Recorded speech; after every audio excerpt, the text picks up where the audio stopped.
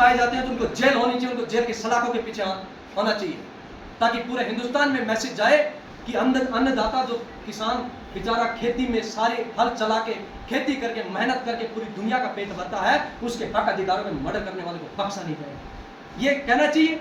ये देखिए फैक्टर इसमें लगाया नहीं गया, और क्या कह रहे हैं कि जी मैंने तो सही मुआवजा निर्धारित किया। और फिर मैं आपको दिखाता हूँ, देखो आपको लग रहा होगा कि मैं आरोप लगा रहा हूँ, जनाब मैं आरोप नहीं लगा रहा हूँ, कागज आरोप लगा रहे हैं। मैं आपको फ्लो रेट भी दिखाऊंगा, देखिए देखिए ये फ्लो रेट, ये देखिए ये जो मैं फ्लो रेट आपको दिखाने जा रहा हूँ, ये फ्लो रेट है 20 lakhs। फोर्थ जो कॉलम है उसको पढ़िएगा, rest of the national capital region area situated outside the limits of Panchkula municipal corporation in the Panchkula district and the land situated with in the development plans of all other district headquarters outside the NCR. इसका मतलब क्या है, ये पूरा का पूरा जो NCR का रीजन है, एनसीआर में कई कैटेगरी बनाई गई है, अपना जो रीजन है वो 4th कैटेगरी में पड़ता है, उसका कलेक्टर रेट है 20 लाख, नहीं सॉरी कलेक्टर रेट नहीं, फ्लो रेट है 20 लाख। तो मैं एक बात कह रहा हूं, मैंने अभी आपको एक एनसीआर के किसी दूसरे रीजन का अवार्ड दिखाया, उसमें क्या लिया गया था कैलकुलेशन के लिए फ्लोर रेट, और फ्लोर रेट पे क्या लगाया गया था फैक्टर, और फिर जमीन का रेट निर्धारित किया गया था। यहां पर क्या हो रहा है, फ्लोर रेट सही से निर्धारित नहीं किया जा रहा है, फैक्टर सही से नहीं लगाया जा रहा है, हर स्टेप पर कानून का मर्डर किया जा रहा है, और फिर हमको कह रहे हैं कि नहीं जी ये तो राजनीतिक आरोप लगा रहे हैं। आप भी जानते हो हिंदुस्तान में जब कोई व्यक्ति दोषी हो जाता है ना, तो अपना बचाव करने के लिए सबसे सिंपल उसका एक उदाहरण होता है, जी मेरे साथ तो राजनीति होती है, जी मेरे पर तो सियासी लड़ाई चल रही है। आप जानते हो हर चीज को गुमराह करने की कोशिश की जाती है, अन्न आंदोलन हो, देश का किसान आंदोलन हो, मुद्दों से गुमराह करने की ये जो परंपरा चल पड़ी है। आज हम आरोप लगा रहे हैं तो हम पर तरह तरह के राजनीतिक षड्यंत्र के आरोप लग रहे हैं, कोई कुछ कह रहा है, कोई कुछ कह रहा है। हमारी जिंदगियां बीत गई साहब कोर्टों में चक्कर काटते काटते, योगेंद्र यादव जी की सिपाही है हम, हमारा भाजपा कांग्रेस से कोई मतलब नहीं, किसी बड़े नेता से कोई मतलब नहीं। हम प्रोफेसर योगेंद्र यादव जी को अपना राजनीतिक गुरु मानते हैं, उनके सानिध्य में अपना जो भी एक्टिविज्म है वो करते हैं। और मुझे खुशी है कि मैंने अपनी जिंदगी में जो कमाया है ईमानदारी की लड़ाई से, चाहे स्टोन क्रैशरों के खिलाफ में, चाहे 72 अवैध स्टोन क्रैशरों को बंद कराने का आदेश हो, चाहे 343 स्टोन क्रैशरों पर न्यूनतम 70 करोड़ जुर्माने का आदेश हो। अब हमने इतनी ईमानदारी इतनी हिम्मत कमाई कि हमारे साथ बड़े बड़े वकील प्रशांत भूषण जी जैसे लोग खड़े रहते हैं, और वो क्या कह रहे थे कि सब बड़े बड़े वकील खड़े कर दिए हैं, पूर्व मंत्री जी को ये भी दिक्कत है कि सुप्रीम कोर्ट में बड़े बड़े वकील खड़े कर दिए। अरे तुम कानून का मर्डर कर दो, तुम खट्टर के आशीर्वाद से बंद कमरों में रेट डिसाइड कर दो, तुम सब कुछ बंद कमरों में करके लोगों पर दबाव बना के उनकी जमीनें ऐंठने का प्रयास करो, और किसान बड़े से बड़ा वकील भी ना करे। मतलब इनको इस बात से भी तकलीफ है डॉक्टर अभय सिंह जी को कि बड़े से बड़े वकील क्यों कर दिए। क्यों भाई, बिल्कुल करेंगे, और हर संभव जितनी ताकत से लड़ाई लड़ी जा सके किसानों के लिए वो लड़ेंगे। और मैं तो आपको कहता हूँ एक इंपॉर्टेंट बात मैं और बताने जा रहा हूँ कि नारेडी का जो कलेक्टर रेट था और नारेडी का जो पूरा जो कंपनसेशन मिला, मैं आगे आपको दिखाऊंगा उसके अवार्ड की कॉपी,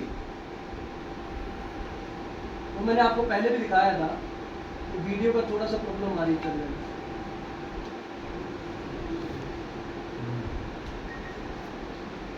मैंने लास्ट टाइम भी आपको दिखाया था कि नारेडी का जो अवार्ड है उसके अनुसार नारेडी को मिला है 80 लाख रुपए प्रति एकड़।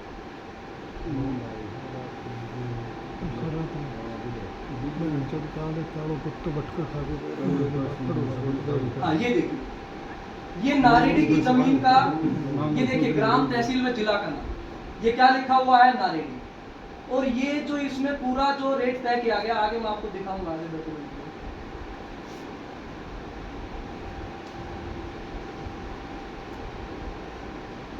गलत बात है, उनकी गलत बात है।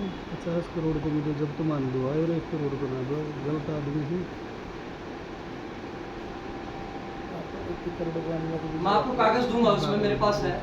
ये क्या है कि थोड़ा वीडियो का फॉर्मेट है, पावर पॉइंट प्रेजेंटेशन एलईडी में चलती नहीं इसमें, इसलिए हमने वीडियो के मार्फत से इसको समझाने का प्रयास किया। तो जो भी टेक्निकल प्रॉब्लम है उसको मैं आपको डॉक्यूमेंट भी दूंगा, सारी चीज़ें मेरे पास हार्ड कॉपी है, मैं उसको प्रोवाइड करूँगा। और मैं तो आपको ऑलरेडी दिखा भी चुका हूँ, शायद आपको याद होगा 17 जनवरी 2026 को जब मैंने प्रेस कॉन्फ्रेंस की थी, तो नारेडी का मैंने बताया था 80 लाख रुपए प्रति एकड़ नारेडी को अवार्ड, नारेडी को रेट मिला जमीन। तो बशीरपुर से कितना दूर है नारेडी? जब नारेडी को 80 लाख रुपए प्रति एकड़ मुआवजा मिल सकता है तो बसीरपुर तलोट घाटा शेर को क्यों नहीं? और डॉक्टर साहब उदाहरण किसका ले रहे हैं? खानपुर मंडाणा का। अरे खानपुर मंडाणा में अगर 2013 के भूमि अधिग्रहण कानून के अनुसार मुआवजा नहीं दिया गया तो आप उसका उदाहरण लेके अपने द्वारा किए गए गलत कर्मों को सही ठहराओगे और कहोगे मैंने सही मुआवजा दिलवाया। तो ये एक तरीके से बचने की कोशिश कर रहे हैं और अब तो पूरे प्रदेश को पता लग गया है कि डॉक्टर अभय सिंह यादव जी इसमें फंसते हुए नजर आ रहे हैं और कानून अपना काम करेगा। हमारी कानूनी बैटल इसमें जारी है और आगे हम इसमें केवल मुआवजा दिलाने तक की लड़ाई नहीं लड़ेंगे। मुआवजा दिलाने के साथ जो दोषी है, कितने भी बड़े स्तर का चाहे जनप्रतिनिधि हो, कितने भी बड़े स्तर का मंत्री हो, अधिकारी हो, किसी को बख्शा नहीं जाएगा। उसको सजा दिलाने के लिए इंजीनियर तेजपाल यादव हर संभव कोर्ट में लड़ाई लड़ेगा। चाहे मेरी जवानी बीत जाए, चाहे मेरी उम्र बीत जाए, मैं लड़ूंगा और उनके खिलाफ गर्दन उठा के बोलूंगा कि गलत है। इसलिए मैं आप लोगों को कहना चाहता हूं। और सबसे बड़ी बात कि उन्होंने डॉक्टर साहब क्या कह रहे थे कि HSIDC के साथ वो रेलवे का, उन्होंने कहा कि रेलवे का कुछ कोलैबोरेशन है। अरे किसने इनको IAS बनाया? कहां से HS प्रमोट है? मुझे तो समझ नहीं आता। या तो इनको जानकारी है नहीं या है तो जानबूझ के ढोंग रच रहे हैं। ये प्रोजेक्ट में रेलवे का कोई रोल ही नहीं है। ये प्रोजेक्ट ही HSIDC और NICTIT का 50-50% कोलैबोरेशन का जो मैंने आपको दिखाया था शुरुआत वाला डॉक्यूमेंट, आपको याद होगा जो मैंने शुरुआत वाला जो ज्वाइंट वेंचर एग्रीमेंट दिखाया वो HSIDC और NICTIT का था। ये देखिए पूरा, कहीं रेलवे का कोई जिक्र ही नहीं, कहीं लिखा हुआ नहीं है। पूरा का पूरा प्रोजेक्ट HSIDC और NICTIT का है। फिर भी गुमराह करने के लिए कह रहे हैं कि नहीं जी ये तो रेलवे का था। और तरह तरह के, मुझे ऐसा लगा कहीं ना कहीं पूर्व मंत्री डॉक्टर अभय सिंह यादव जी को देख के उनके चेहरे पे बौखलाहट, गुस्सा, फ्रस्ट्रेशन, एक तरह का अपना राजनीति की संज्ञा देकर, राजनीति का नाम देकर तमाम आरोपों से बचने की नाकाम कोशिश उस प्रेस कॉन्फ्रेंस में नजर आई। इसके अलावा कुछ भी नहीं। और इसके साथ साथ मैं एक और बात कहना चाहता हूँ कि जो एग्रीगेटर पॉलिसी है, एग्रीगेटर पॉलिसी में एक डॉक्यूमेंट, एक ऐड जारी हुआ था बाकायदा, मैं आपको दिखाता हूँ। ये है आपका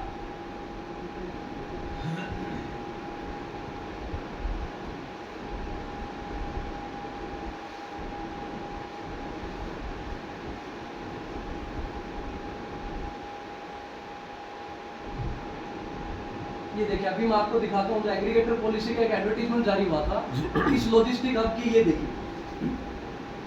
देखिए क्या लिखा गया है इसमें।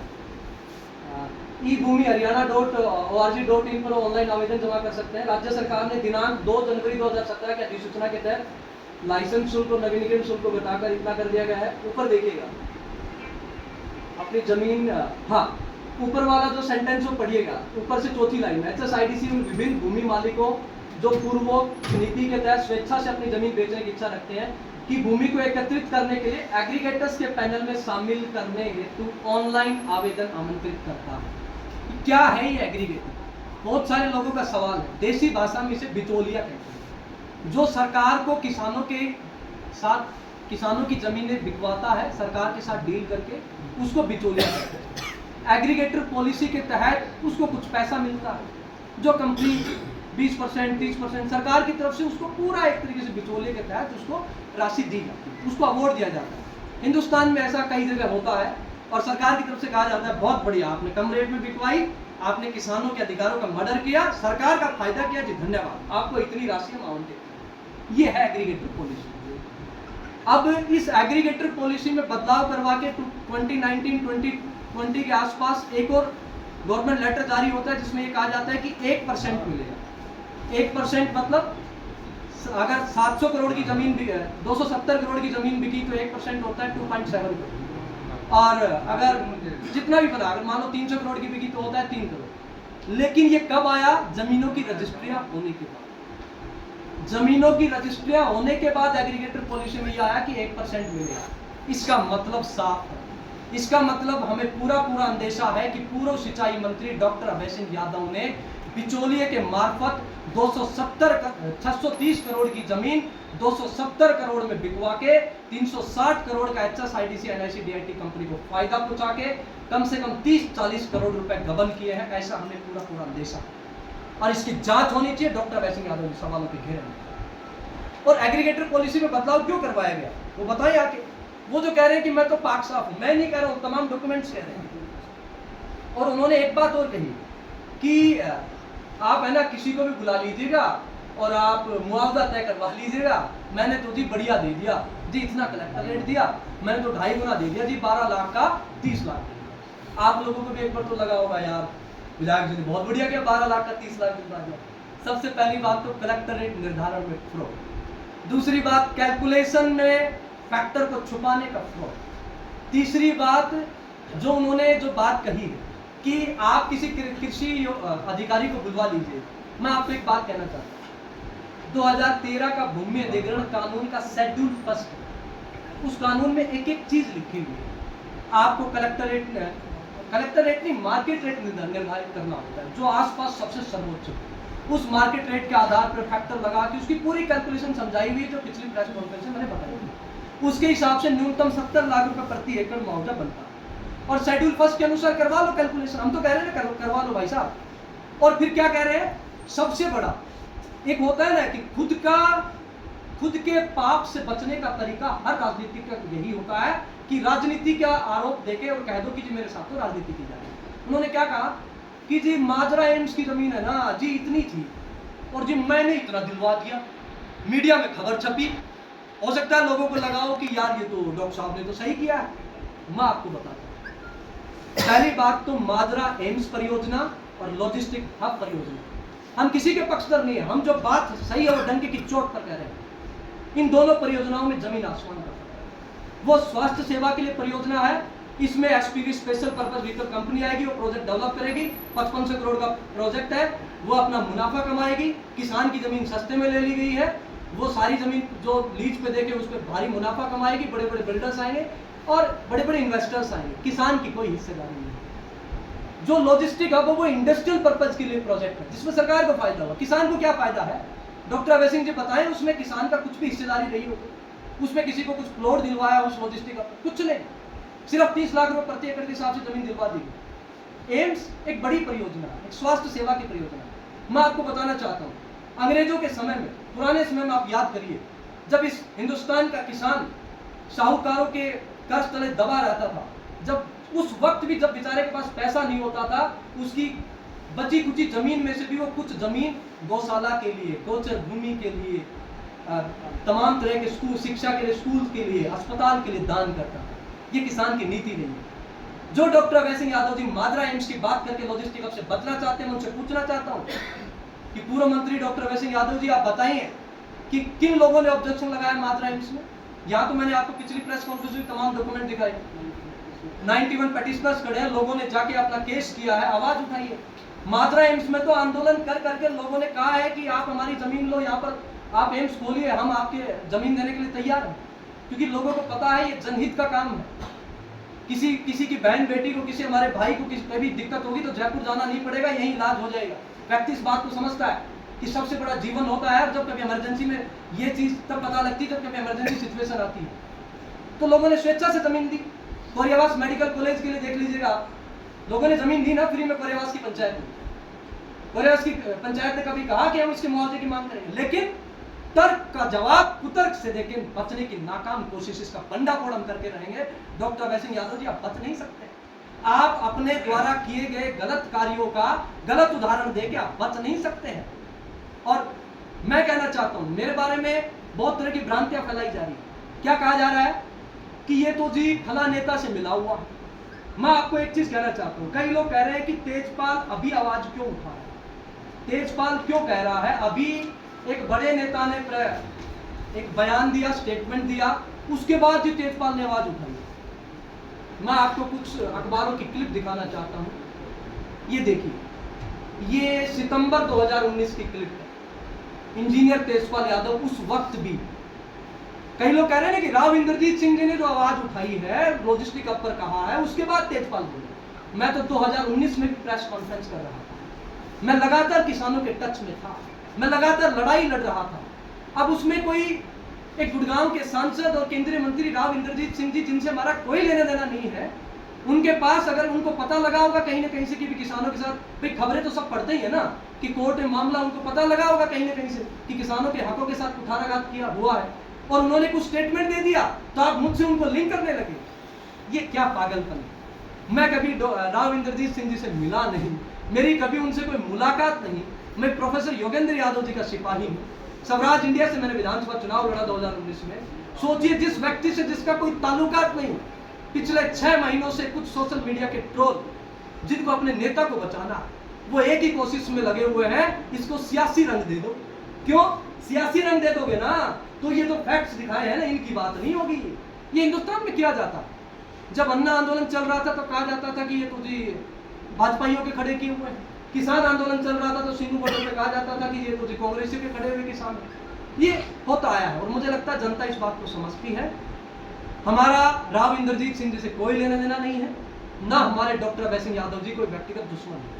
हम बात करते हैं हक की, और जब सारे सबूत डॉक्टर अभय सिंह यादव जी के खिलाफ लॉजिस्टिक का प्रकरण है तो उन्हीं के खिलाफ बोलेंगे ना।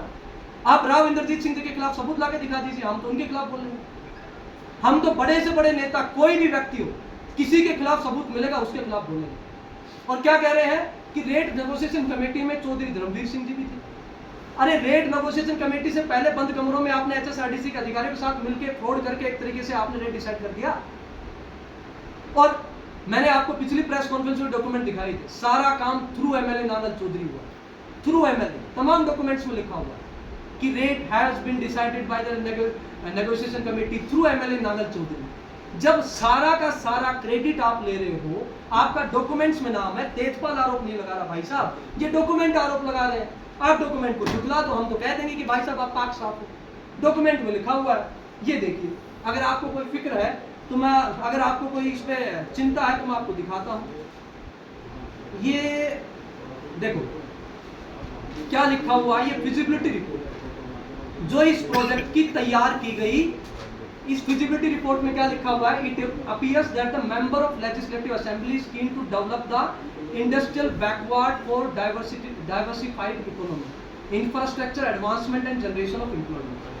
तो ये साफ देख सकते हैं कि सारा का सारा रोल जब एमएलए नांगल चौधरी का है तो हम अटेली के एमएलए पे भाई साहब क्यों बात उठाएं।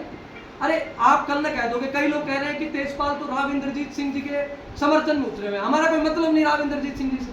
अरे वो गुड़गांव के सांसद है, क्या राव इंद्रजीत सिंह जी महेंद्रगढ़ के सांसद है क्या? नहीं। उनका कोई फैमिली का मेंबर मेरी विधानसभा से कोई प्रतिनिधि है, या पूर्व में नांगल चौधरी से कोई जनप्रतिनिधि रहा है तो बताओ। नांगल चौधरी विधानसभा बनी है 2009 में। नांगल चौधरी विधानसभा से अभी तक वर्तमान में कोई चुनाव नुमाइंदा उनके परिवार से है नहीं, बिना वजह जोड़े जा रहे हैं। कल कोई कह देगा कि तेजपाल भाई करनाल में गलत हो रहा है, आप करनाल के सांसद के खिलाफ बोलिए, करनाल के एमएलए के खिलाफ बोलिए। अरे भाई साहब, हमारी क्षमताएं हैं भाई। प्रोफेशन में एक आईआईटी की फैकल्टी हूँ, बच्चों को अच्छी टीचिंग देता हूँ, बच्चों को तैयारी कराता हूँ।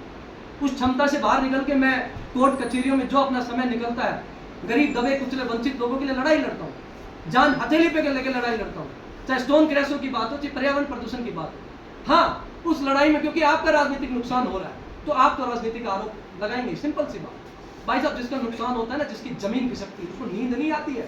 और पूर्व मंत्री डॉक्टर अभय सिंह यादव और उनके जो चंद चेले चपाटे, उनको नींद नहीं आ रही है, रातों की नींद उड़ी हुई है कि ये कौन से डॉक्यूमेंट्स हैं। हम पिछले 8-9 साल से चप्पलें घिस रहे हैं कोर्टों में, ये यहाँ पर किसान बैठे हुए, ये अपनी पीड़ा भी आपको सुनाएंगे, और फिर हम पर राजनीतिक आरोप लगाए जा रहे हैं। और मैं अभी आपको एक और डॉक्यूमेंट दिखाता हूँ, बाकी मैं आपको हार्ड कॉपी दूंगा सारी, आप चिंता मत करिए।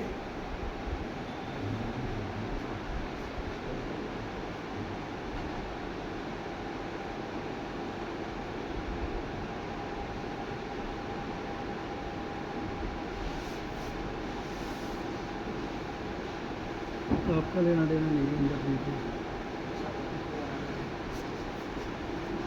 इंद्रजीत को लेना देना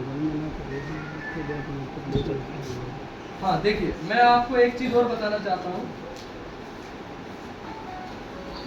डॉक्टर साहब ने कहा कि जी मेरे पर तो है ना गलत आरोप लग रहे हैं। डॉक्यूमेंट मैं आप सबको साझा करना चाहूंगा।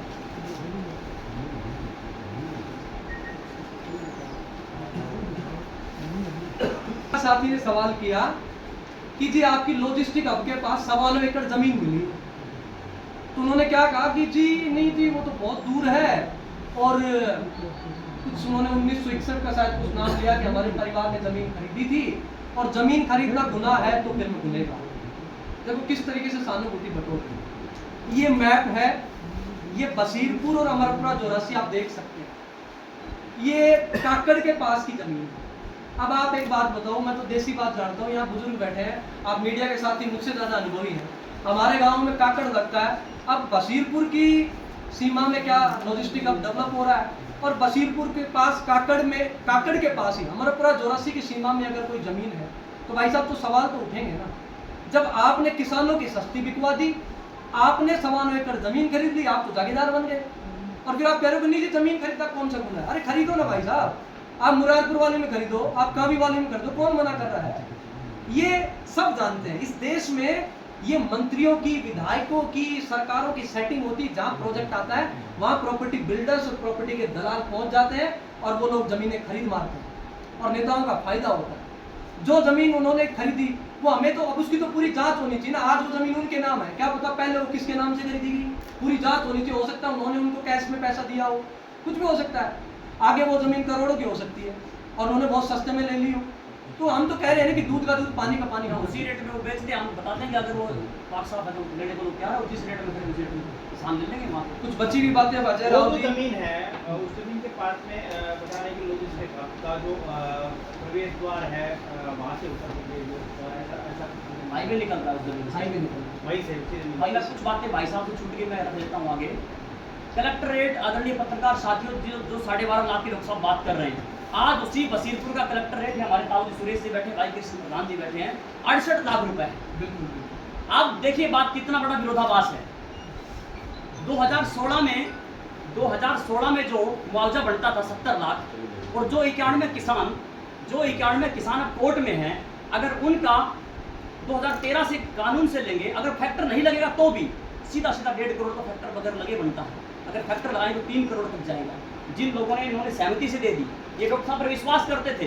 अंकल सुरेश जी कहते हैं कि हम तो अपने अभिभावक की तरह विश्वास करते थे और हमने 30 लाख में अपने किले दे दिए उनको।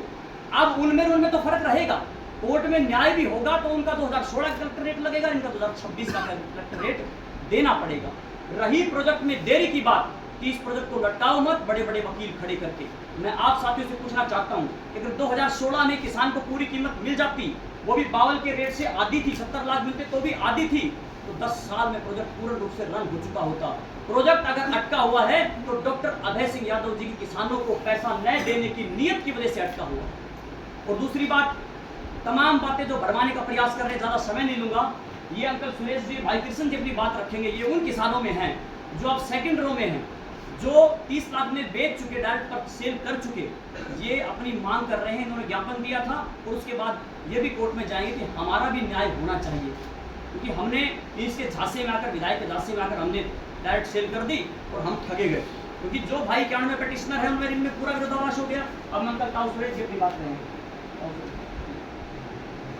नमस्कार सभी भाइयों को।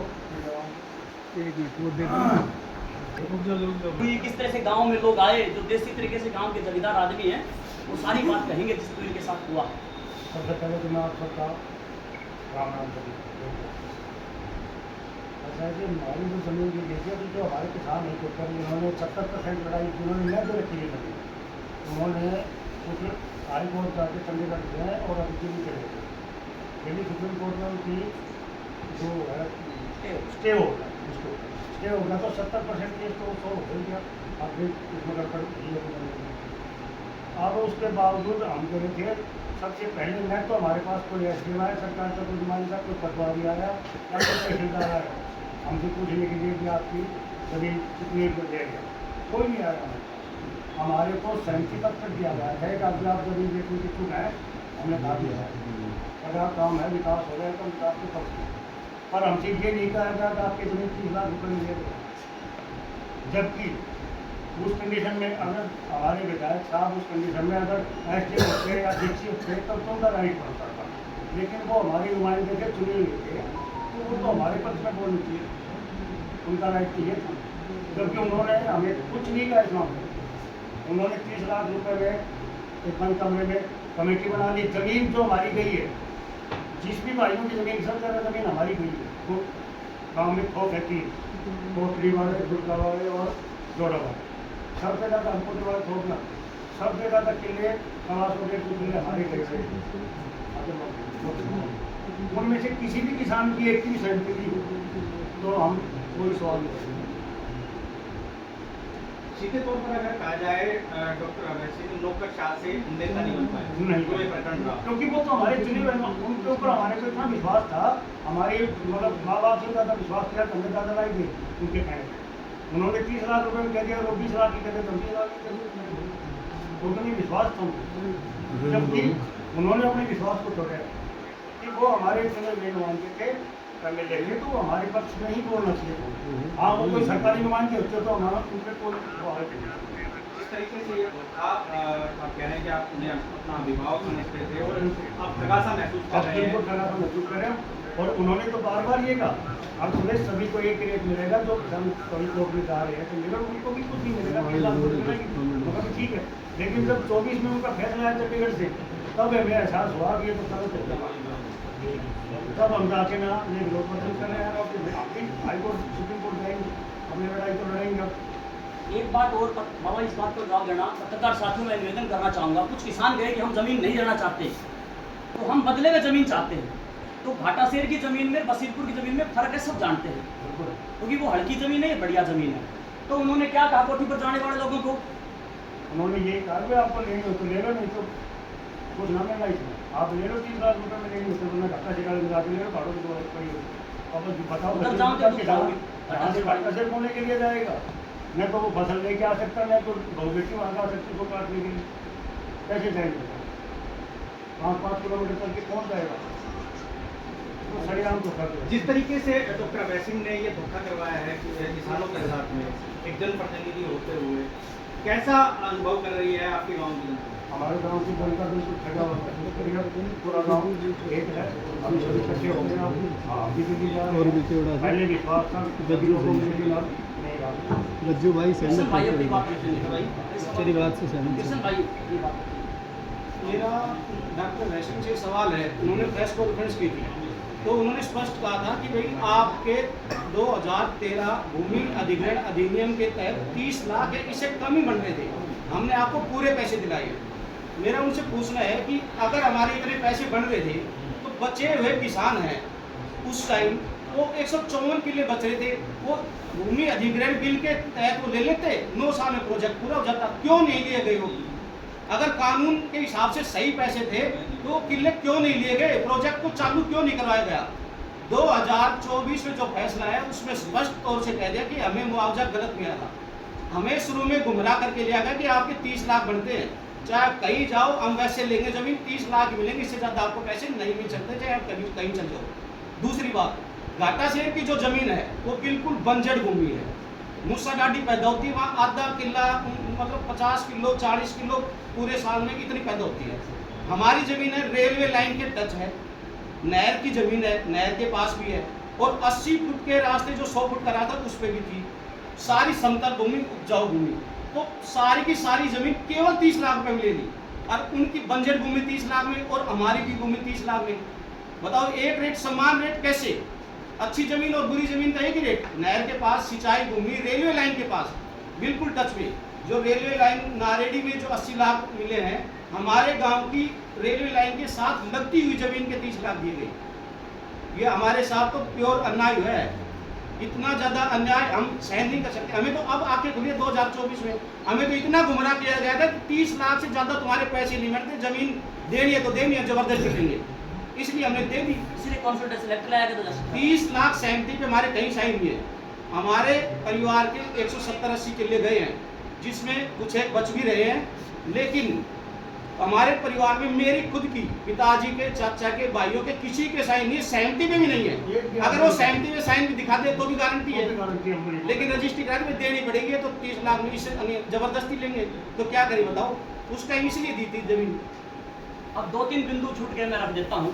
आदरणीय पत्रकार साथियों, जो ये सहमति की बातें हो रही हैं, लोग आए और जिनके पास जमीन नहीं है उनके भी साइन करवा लिए, रूटीन में सबके साइन करवा लिए, बाद में प्रोजेक्ट में जमीन ली गई या नहीं ली गई। दूसरी बात, जो कह रहे डॉक्टर साहब की कोर्ट में चले गए, ये तो स्टे तो नॉर्मली हो जाता है। अरे डॉक्टर साहब, आप रिटायर्ड IAS हैं, आप लॉ इन PhD हैं, आपको पता है कोर्ट ऐसे स्टे नहीं करता है। कोर्ट ने स्टे क्यों किया, आप इस बात को बारीकी से समझना। जब 129 एकड़ जो जमीन जिन्होंने अब तक नहीं बेची है, जो लड़ रहे डंके की चोट पर, उन किसानों की जमीन पर अपने प्रभाव का इस्तेमाल करके चंडीगढ़ से 15 मई को लेटर निकलवाया कि उन पर एनरोचमेंट कर दिया जाए, ये लेटर क्योंकि 70% हो गई है। उस पर कब्जा करने के लिए तब सुप्रीम कोर्ट ने स्टे किया है कि आप किसान का स्टेटस बहाल। ऑफर लेटर नहीं हुआ था। और सुनो, एक बात और बताने भूल गए, ऑफर लेटर निकाला बाद में कि हम आपको 43 लाख देंगे, आप बेच दो। तो फिर आप 30 से ऊपर क्यों जा रहे हो? आप 30 से ऊपर दे रहे हो, 43 लाख क्यों पहुंचे आप? ये ऑफर लेटर निकाला है, अवार्ड नहीं, ऑफर लेटर कि 43 लाख देंगे, आप दो नहीं। उसके बाद 15 मई को लेटर निकाला कि इनकी जमीन पर 70% किसान दे चुके हैं डायरेक्ट सेल में, आप दे दो नहीं तो खरीद वो करेंगे। तब सुप्रीम कोर्ट ने स्टे किया। ये बदमाशियां, ये नाटक, ये उस किसान के साथ जो धरती का सीना चीर कर अन्न पैदा करता है, इस नांगल चौधरी की सरजमी पर जो किया है, उसी की सजा 2024 में इस जनता ने दी है। किसी ने किसी को जो आरोप लगा रहे राजनीति करने के, खुद उन्होंने किसान को ठगा है, उसकी अंतरात्मा ने जो बद्दुआ दी है, उसी की वजह से चुनाव हारे हैं और किसान अपनी लड़ाई लड़ रहे हैं, किसानों को भरमाया गया है। ये सारा का सारा प्रश्न आपके सामने। आपको याद होगा जब मैंने पहली प्रेस कॉन्फ्रेंस की थी तो उनके समर्थकों ने उन्होंने कहा कि तेजपाल तो ऐसे ही कह रहा है, सब कानून के अनुसार निर्धारित हुआ। डॉक्टर अभय सिंह ने खुद माना है कि 2013 भूमि अधिग्रहण कानून के अनुसार जमीन नहीं थी, सहमति पिछले इंटरव्यू में उन्होंने खुद अभी कहा है ना। और ये जो लेटर है 15 मई 2026 का, ये लेटर इन किसानों को जारी हुआ कि आप अपनी जमीन पर मतलब जोर जबरदस्ती कब्जा करने के लेटर जारी हो रहे हैं 15 मई 2026 को, जब किसान पहुंचे। और जब मुझे जैसे ही पता लगा, हमने कहा कि सुप्रीम कोर्ट में लड़ाई लड़ेंगे। और मुझे बहुत खुशी है, मैं धन्यवाद देता हूं आदरणीय प्रशांत भूषण जी का, तमाम लॉयर्स की टीम का, कि उन्होंने मजबूती से केस लड़ा और उस पर स्टे करवाया। और उस स्टे पर क्या कह रहे हैं वो, जी ये तो नॉर्मल प्रक्रिया है, स्टे हो जाएगा। उन्होंने उसको औपचारिकता बताने की कोशिश की। स्टे ऐसे नहीं होता है। सुप्रीम कोर्ट के जो जजेस हैं उनको सबको पता है, सुप्रीम कोर्ट कभी भी किसी इंडस्ट्री के, वो हमेशा जस्टिस की बात करते हैं ना, वो किसी इंडस्ट्री के खिलाफ होते हैं ना लोगों के खिलाफ। वो जो सही होता है वही जजमेंट देते हैं। सुप्रीम कोर्ट को लगा कि कहीं न कहीं इन भोले भाले किसानों के साथ ठगी हुई है, इनका 2013 के भूमि अधिग्रहण कानून के अनुसार मुआवजा नहीं मिला है, इसलिए स्टे हुआ। और वो स्टे को औपचारिकता बता रहे हैं। और मैं आपको एक बात और कहना चाहता हूँ अंतिम में, वो कह रहे हैं कि जी बार बार एक ही बात कही जा रही है। मैंने आपको डॉक्यूमेंट दिखा दिया, अब तो दूध का दूध पानी का पानी हो गया। मैं पहले ही बता चुका हूँ कि मैंने पहले भी प्रेस कॉन्फ्रेंस की थी। कुछ लोग सवाल करेंगे कि साहब राव साहब कि बोलने के बाद आपकी प्रेस कॉन्फ्रेंस हुई। अरे मेरे पास तो जैसे जैसे डॉक्यूमेंट आएंगे वैसे वैसे प्रेस कॉन्फ्रेंस में कर रहा हूँ। आपको पता है लॉजिस्टिक आपके डेवलपमेंट से रिलेटेड बहुत सारे डॉक्यूमेंट 2025 में 2026 में जारी हुए हैं, 2025 में जारी हुए। तो जैसे जैसे डॉक्यूमेंट आएंगे वैसे ही तो हम प्रेस कॉन्फ्रेंस करेंगे ना। क्या मेरी कोई पर्सनल समस्या नहीं हो सकती है? मैं तो नवंबर दिसंबर में प्रेस कॉन्फ्रेंस करने वाला था। मेरी वाइफ प्रेग्नेंट थी, मेरे पर्सनल प्रॉब्लम्स थी, मैं उनका ध्यान रखने के लिए मैं बाहर नहीं जा पा रहा था। डॉक्टर ने मना किया था साथ रहने के लिए, मैं उनका केयर कर रहा था, इसलिए मैं नहीं कर पाया। और मैंने अगर 17 जनवरी को प्रेस कॉन्फ्रेंस कर दी तो मैंने राव इंद्रजीत के कहने पे की है। क्या ये बेतुकी बात है? जिस नेता से मैं कभी मिला नहीं, जो नेता भाजपा में राजनीति करते हैं, राव इंद्रजीत सिंह जी उस भाजपा में राजनीति करते हैं जिस भाजपा के हम बचपन से कट्टर विरोधी, विद्यार्थी जीवन से भाजपा के खिलाफ में आवाज बुलंद की है, चाहे कॉलेज लाइफ हो चाहे अपनी पूरी जवानी में, क्योंकि हम मानते हैं कि भाजपा एक पूंजीवादी ताकतों की पार्टी है। और मैं आपसे एक बात कहना चाहता हूँ, आप सब पत्रकार साथियों से, आप सभी अनुभवी और इंटेलेक्चुअल साथी आप बैठे हुए हैं, इसको प्लीज सियासी लड़ाई न बनाएं। जो मैंने फैक्ट्स बताए सारे फैक्ट्स मैं आपको हार्ड कॉपी पे दूंगा। ये एक तरह से किसान के साथ कुठाराघात किया है और इसका जिसने भी किया उसको सख्त से सख्त सजा होनी चाहिए और किसान को पूरा का पूरा मुआवजा मिलना चाहिए। मेरी आत्मा कांप जाती है जब किसानों ने बताया राजावाड़ी ढाणी के बहुत सारे किसान बेचारों को रहने का लिए मकान नहीं उनके पास, आज ऐसी हालत खड़ी कर दी। तो कृपया करके आप सब मीडिया के साथियों से आग्रह है कि न्यायोचित तरीके से, निष्पक्ष तरीके से इस बात को आप उठाइए और जनता तक पहुंचाइए, ताकि जनता तक केवल और केवल सच पहुंच सके। सियासी लड़ाई में जनता न बटे और ये जाने कि किस तरीके से हमारे कानून का मर्डर करके किसान की दादा लाई जमीन कौड़ियों के भाव में बेची गई है, कंपनियों को और खुद का राजनीतिक और निजी स्वार्थ साधने के लिए। आप सबने बहुत